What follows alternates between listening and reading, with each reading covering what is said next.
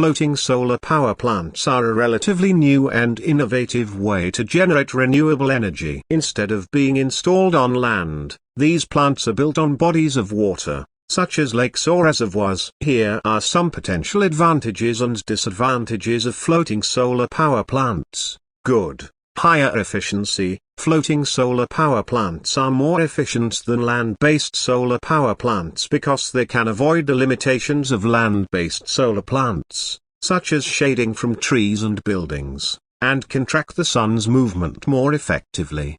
Reduced land usage. Building a floating solar power plant does not require any land acquisition or conversion, which can help preserve natural habitats and ecosystems.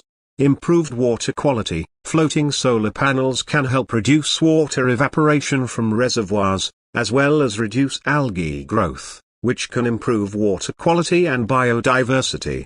Lower maintenance costs. The panels can be easily cleaned and maintained since they are floating, which could lower the overall maintenance costs.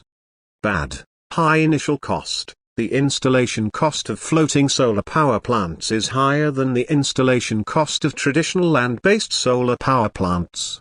Limited space availability. The size of floating solar power plants is restricted to the size of the body of water on which it is built. Environmental impact. There is a risk that the installation and operation of the floating solar power plant could have a negative impact on the local environment, such as changes in water temperature, or impacts on aquatic life.